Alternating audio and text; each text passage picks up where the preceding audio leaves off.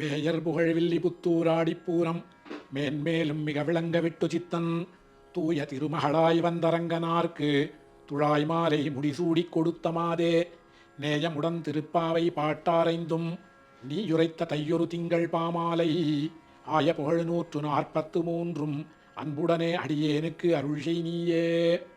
சுவாமி தேசிகன் அற்புதமாக இந்த பாசுரத்தை நமக்கு அனுகிரகித்துள்ளார். ஆண்டாள் பெரியாழ்வாருடையதான குமாரத்தியாக நந்தவனத்திலே ஒரு துளசி செடியினுடைய அந்த நிழலிலே பூமியிலிருந்து பிறந்தாள் என்பதாகத்தானே நாம் பார்த்தோம். தன் குழந்தைக்கு பெரியாழ்வார் எம்பெருமானை பற்றிய ஸ்ரீமத் பாகவத கதைகளை எல்லாம் சொல்லி வளர்த்துண்டு வர்றார்.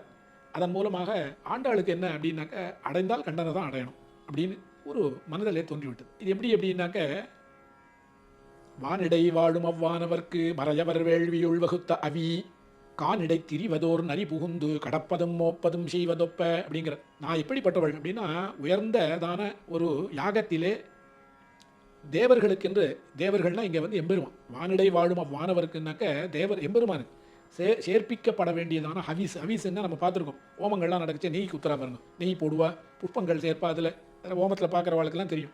அதுபோல் அது எப்படி எம்பெருமானுக்கு போகிறதோ, நான் போடுற அந்த அவர் சுவாகான்னு சொல்லி போடுவா, சுவாகான்றவளை தான் எடுத்துகிட்டு போய் எம்பெருமான இடத்துல அந்த அக்னி சேர்க்கிற, அக்னி மூலமாக தான் இந்த காரியமெல்லாம் பண்ணணும். அந்த மாதிரி ஒரு ஓமத்தில் இருக்கக்கூடியதான, ஓமத்திலே இருக்கக்கூடிய அவிசை ஒரு நாய் இழுத்துன்னு போயிடுத்துன்னா, ஒரு நரி, காட்டில் இருக்கிற நரி இழுத்துன்னு போயிடுத்துனாக்க அது எவ்வளவு தோஷம், யாராவது அதை ஒத்துப்பாளா? அந்த மாதிரி என்னுடைய ஆத்மாவானது எம்பெருமானையே அடைய வேண்டும் என்பதாகத்தானே நான் இருக்கேன். அப்படி இருக்கச்சே இதை வந்து ஒரு சாதாரண மானிடவர்க்கென்று பேச்சுப்படில் அப்படின்னு ஆண்டாள் சொல்கிறா பாசுரத்தில். அதே போலவே அவள் வந்து வரான், இந்த ஆத்மாவானது இது எம்பெருமானுக்குன்னு ஏற்பட்டது, இந்த தேகமானது எம்பெருமானுக்குன்னு ஏற்பட்டது, அவனை தவிர வேறு ஒருவரையும் நான் மனதால் நினையேன் அப்படின்னு எப்படி பெரியாழ்வார் இருந்துட்டு இருந்தாரோ, அதே போல் அவர் சொல்லக்கூடியதான இந்த புராண கதைகளை எல்லாம் கேட்டு கேட்டு ஆண்டாளுக்கு என்ன ஆறுதுன்னாக்க, எம்பெருமானிடத்திலே ஆறாத காதல். காதல் அப்படின்னாக்க ஆசை அப்படின்னா பெருமாளை அடையணும் அப்படிங்க.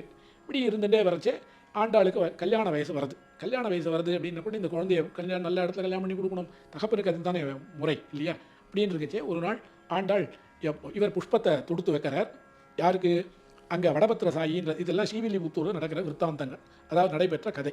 இது என்னன்னாக்க, அந்த வடபெருங்கோவிலுடையான்னு இருக்கார் அங்கே பெரிய பெருமாள்.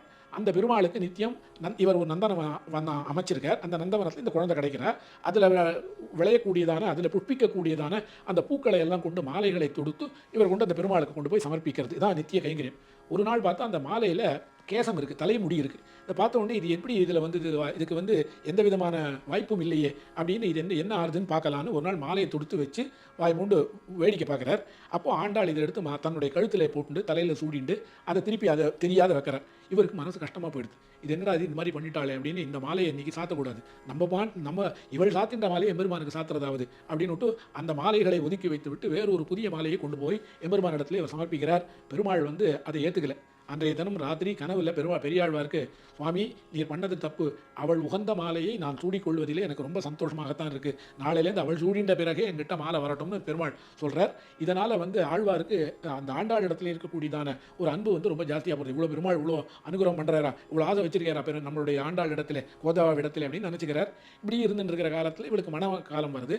அதனால் மனம் பண்ணணும் அப்படின்னு வச்சு இவர் இந்த பிரகிருத்தியில் இருக்கிறவாளை பார்க்குறேன். ஆண்டாள் சொல்லிவிட்டா, எனக்கு இவாளெல்லாம் பார்க்காத, ஏன்னா நான் சாட்சாத்தா கல்யாணம் பண்ணிட்டா பெருமாளை தான் கல்யாணம் பண்ணிக்கணும்னு நினச்சிட்டு இருக்கேன், நீ என்ன போய் இவாளோடலாம் என்னை வந்து இது பண்ணுறியே அப்படின்னு சொன்ன உடனே ஆழ்வாருக்கு விஷயம் வந்துடுத்து. பெருமாளை கல்யாணம் பண்ணிக்கணும்னு இவர் சொல்கிறாளே, இது என்ன நியாயம், இது எப்படி இப்போ நடக்கும் அப்படின்னு நினச்சிட்டு இருக்கிற பெருமாள் சொப்பனத்தில் வர்றார் அங்கேருந்து.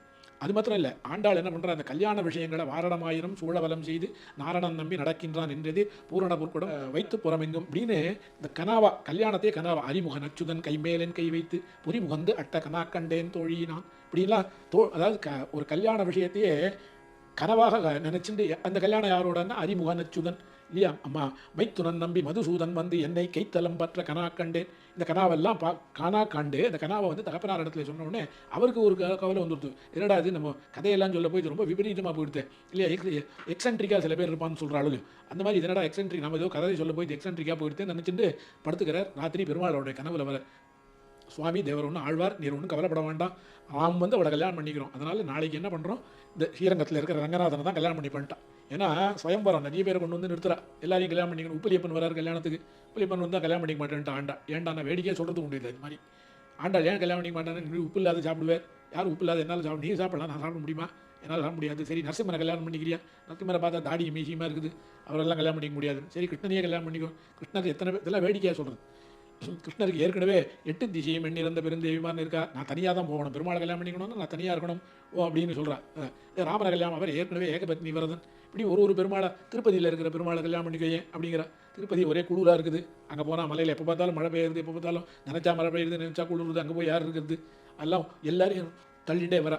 கடைசியில் என்ன ஆகுது அப்படின்னா, ரங்கநாதனை கல்யாணம் பண்ணிக்கோயேன் அப்படின்னு. அப்பா நல்லா கரெக்டான ஒரு ஆளாக சொல்லிட்டேன், அவர் தான் கல்யாணம் பண்ணி போகிறேன். ஏன்னா அந்த ஊரில் ரங்கநாதனுக்கு என்ன விசேஷம் அப்படின்னாக்க, குழந்தை மாதிரி பார்த்துப்பான். அந்த ஊரில் பெருமாளுக்கு மோளங்கள்லாம் கிடையாது, பலமான மோளங்கள் வாத்தியங்கள்லாம் ஸ்ரீரங்கத்தில் அடிக்க மாட்டான். அதே போல் தேங்காய் கூட கொடுத்தோம்னாக்க அந்த தேங்காயை துருவி தான் பெருமாளுக்கு நிவேதனம் பண்ணுவான். அந்த ஊரில் தேங்காய் உடைக்கிறதுலாம் வழக்கம் கிடையாது பெருமாளுக்கு.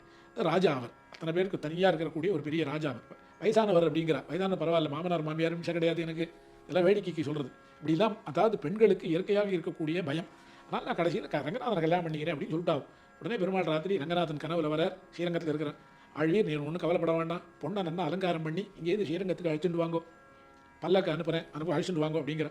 அதே போல் அங்கே இருக்கிற இடத்துலையும் 2 பேர்த்துலையும் சொல்லணும் போது, இவர் பார்த்துக்கு நான் கனவு கண்டேன் அப்படின்னாக்க அங்கே இருக்கிறவா நம்பட முடியும். அதனால் அங்கே இருக்கக்கூடிய அந்த அர்ச்சக பரிசாரர்கள் இடத்திலேயும் இந்த கனவை பற்றி எம்பெருமான் மறுபடியும் அவளுடைய கனவுல போய், ஸ்ரீவில்லிபுத்தூரில் பெரியாழ்வார்னு இருக்கார் விஷ்ணு சித்தர்னு, அவருடைய குமாரத்தியை நாம் கல்யாணம் பாணிகிரகணம் செய்து கொள்ள விரும்புகிறோம், அதனால் அவளை சர்வாபூஷிதையாக அலங்காரம் பண்ணி கொண்டு அழைச்சின்னு வரணும் அப்படின்னு சொன்ன உடனே அந்த கோவிலேருந்து சீரை எடுத்துன்னு வந்து இங்கே ஆண்டாளுக்கு அலங்காரங்கள்லாம் பண்ணி ஆண்டாளை இங்கேருந்து பல்லாக்கில் கோத்தி வச்சு நேராக ஸ்ரீரங்கத்துக்கு அழைச்சிட்டு போகிறா. பெரியாழ்வாரும் கூட போகிற.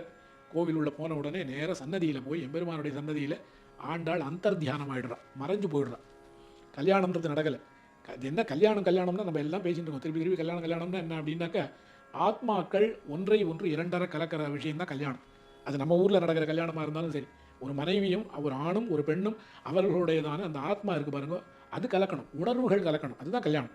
அதுக்கோசம் தான் அதுதான் நம்ம கல்யாணம் நம்ம சொல்லிட்டு இருக்கோம். நம்ம வேறு எதெல்லாம் பண்ணிட்டு இருக்கோம், அது வேறு, அதுவும் அவசியம்தான். ஆனால் கல்யாணம் அப்படின்னாக்க இந்த ஆத்ம பாரத்தை எம்பெருமானிடத்தை, அதுதான் உண்மையான கல்யாணம். விவாகம்னா என்ன அப்படின்னாக்க, இந்த சரணாகத்தின்னு ஒன்று சொல்கிறேன். இந்த சரணாகதின்றது ஸ்ரீவைஷ்ணவ சம்பிரதாயத்தை சொல்லக்கூடிய சரணாகதின்றது என்னென்னா, ஒரு ஆத்மாவுக்கும் அந்த ஈஸ்வரன் எம்பெருமானுக்கும் இருக்கக்கூடியதான அந்த சம்பந்தம், இந்த ஆத்மாவை இது உன்னுடையதுன்னு சொல்லி நம்ம சமர்ப்பிக்கிறோம் பாருங்க, அதுதான் சாட்சாத் கல்யாணம், விவாகம் என்பது அது.